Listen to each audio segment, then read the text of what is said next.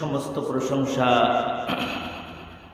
গোটা বিশ্বজাহানের একচ্ছত্র অধিপতি শাহেনশাহ রাজাদিরাজ আল্লাহ রাব্বুল আলামিনের জন্য আমরা সেই মহান মাবুদের দরবারে সেই দয়াময় দয়ালু দয়াল আল্লাহর দরবারে শুকরিয়া জ্ঞাপন করছি, যিনি আমাদেরকে তার একটি মহান হুকুম জুমার নামাজ আদায় করার জন্যে তার ঘরে আসার তৌফিক দান করেছেন।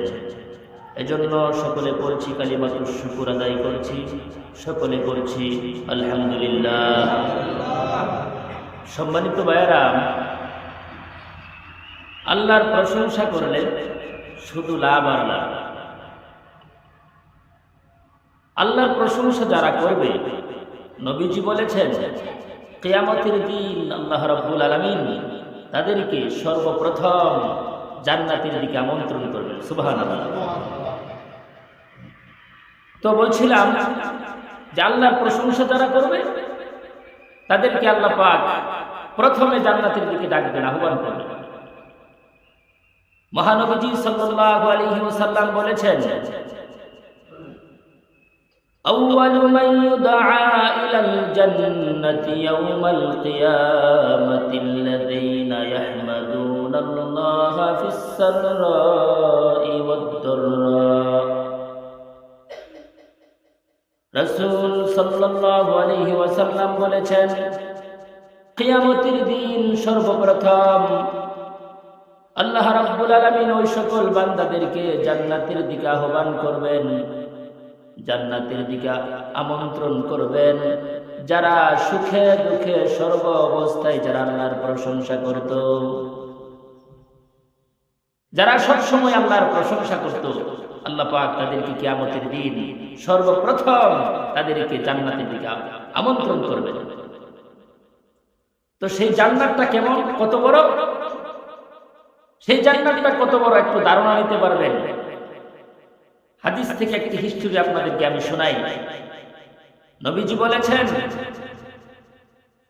হযরত আব্দুল্লাহ ইবনে মাসউদ রাদিয়াল্লাহু তাআলা আনহু থেকে বর্ণিত, তিনি বলেন, আল্লাহর হাবিব সাল্লাল্লাহু আলাইহি ওয়াসাল্লাম বলেছেন, নিশ্চয় আমি সর্বশেষ জাহান্নাম থেকে মুক্তি লাভকারী ব্যক্তিকে এবং সর্বশেষ জান্নাতে প্রবেশকারী ব্যক্তিকে আমি চিনি। এক ব্যক্তি জাহান্নাম থেকে হামাগুড়ি দিয়ে বের হবে, অতঃপর আল্লাহ রাব্বুল আলামিন তাকে বলবেন, যাও জান্নাতে চলে যাও। ওই ব্যক্তি জান্নাতে যাবে, তাকে ধারণা দেওয়া হবে, সে মনে করবে জান্নাত পরিপূর্ণ হয়ে গেছে। ফিরে এসে আল্লাহকে ডেকে বলবে, হে আমার রব, আমি তা পরিপূর্ণ পেয়েছি। আল্লাহ পাক আবার বলবেন, যাও জান্নাতে প্রবেশ করো। সে আবার যাবে, তাকে সে আবার মনে করবে জান্নাত পরিপূর্ণ হয়ে গেছে। এরপরে সে আল্লাহকে ডেকে বলবে, হে আল্লাহ, আমি তা পরিপূর্ণ পেয়েছি।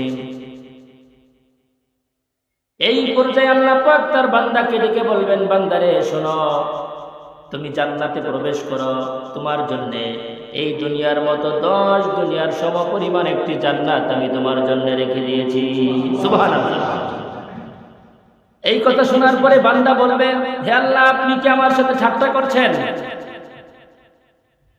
আপনি কি আমার সাথে তামাশা করছেন? অথচ আপনি বাদশাহ, অথচ আপনি রব্বুল আলামিন। আল্লাহ পাক বলবেন, না, আমি তোমার সাথে ঠাট্টা করছি না, আমি যা ইচ্ছা তাই করতে পারি। তবে শুনে রাখো, যাকা আদনা আহলিল জান্নাতি মানজিলাতুন, এটা মর্যাদার বিবেচনায় সবচাইতে ছোট জান্নাত। সুবহানাল্লাহ। যেটা সবচাইতে ছোট জান্নাত সেটা এই দুনিয়ার 10 দুনিয়ার সমপরিমাণ। তো ভাইরা, সেই জান্নাত পেতে হলে কিছু কাজ আমাদের করতে হবে না? কিছু কাজ অবশ্যই করতে হবে।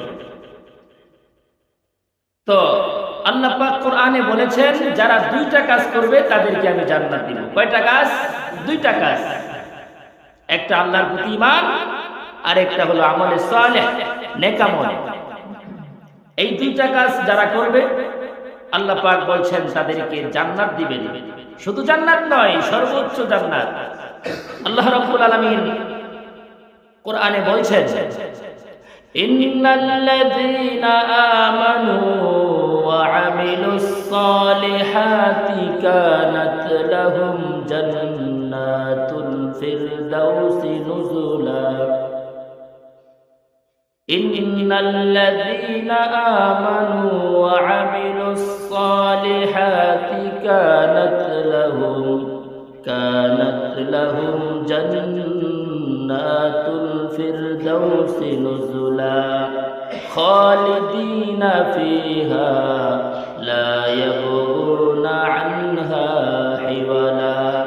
আমার ভাইরা, আল্লাহ রাব্বুল আলামিন বলেন, যারা ঈমান আনয়ন করবে এবং যারা আমলে সালেহ করবে, আল্লাহ পাক তাদেরকে আপ্যায়নের জন্য, তাদের মেহমানদারি হিসাবে, আপ্যায়ন হিসাবে তাদেরকে অনন্ত সুখের নীড়, চির সুখের নীড় জান্নাতুল ফিরদাউস দান করে দিবেন। সুবহানাল্লাহ। এখন এখানে বলা হয়েছে আপ্যায়নের জন্য, মেহমানদারির জন্য, মেহমানদারি হিসাবে। আমরা জানি 3 দিনের বেশি মেহমানদারি হয় না। এখন আবার কেউ মনে করতে পারে যে আমরা কি জান্নাতে 3 দিনের জন্য যাব নাকি? আল্লাহ পাক সেই বিষয়টাও পরিষ্কার করেছেন, ক্লিয়ার করে দিয়েছেন। আল্লাহ পাক বলেন, খালিদিনা ফিহা, সেখানে তারা অনন্তকাল থাকবে, চিরকাল থাকবে, চিরকালের জান্নাত। আর যারা নেকামল করবে, ঈমান আনবে, তাদেরকে শুধু আল্লাহ জান্নাত দিবেন না, জান্নাতে অসংখ্য অফুরন্ত নিয়ামত দান করবেন। এবং সবচাইতে শ্রেষ্ঠ এবং বড় নিয়ামত হচ্ছে আল্লাহর দিদার, সৃষ্টিকর্তাকে দেখা, আল্লাহকে দেখা। আল্লাহ পাক জান্নাতীদেরকে সেই নিয়ামত দান করবেন। সুবহানাল্লাহ। তো আল্লাহকে যারা দেখতে চায়, আল্লাহ পাক বলছেন, যারা তাদের রবকে দেখতে চায় তারা যেন নেকামল করে এবং তাদের রবের ইবাদতে অন্য কাউকে শরীক না করে। আমার ভাইরা, রাসূল পাক সাল্লাল্লাহু আলাইহি ওয়াসাল্লাম হাদিস শরীফের মধ্যে বলেছেন, হযরত তারিক ইবনে শিহাব রাদিয়াল্লাহু তাআলা আনহু থেকে বর্ণিত, তিনি বলেন, রাসূল সাল্লাল্লাহু আলাইহি ওয়াসাল্লাম বলেছেন, এক ব্যক্তি একটি মাছির কারণে জান্নাতে যাবে, এক ব্যক্তি একটি মাছির কারণে জাহান্নামে যাবে। সাহাবায়ে কেরাম জিজ্ঞাসা করলেন, রাসূল এটা কিভাবে? রাসূল বললেন, এক সম্প্রদায়ের একটি ভাস্কর্য ছিল, একটি মূর্তি ছিল।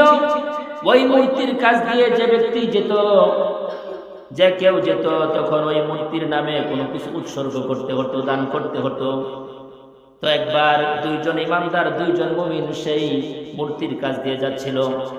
ওই মূর্তি পূজকেরা, মূর্তির লোকেরা, তারা ওই 2 জনের একজনকে বলল, মূর্তির জন্য কোনো কিছু দান করো, কোনো কিছু উৎসর্গ করো।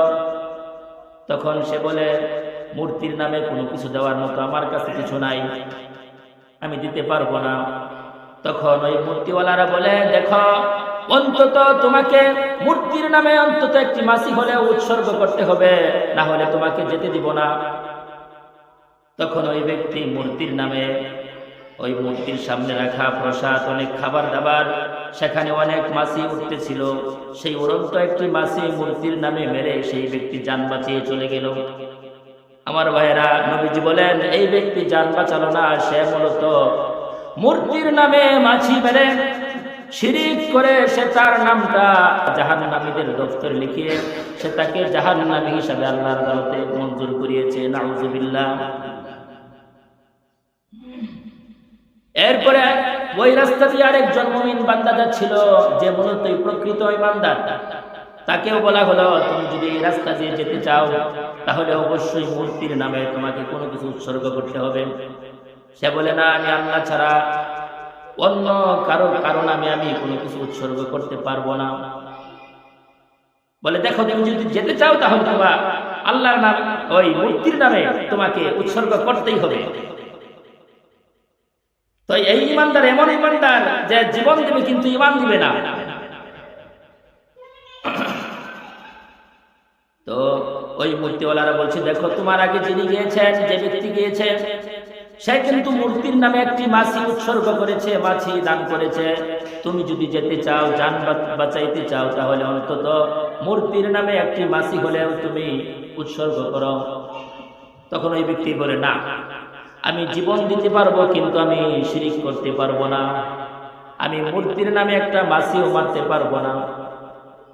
তখন হাদিসে এসেছে ওই ব্যক্তিকে কতল করা হয়, হত্যা করা হয়, তার গর্দান নামিয়ে দেওয়া হয়।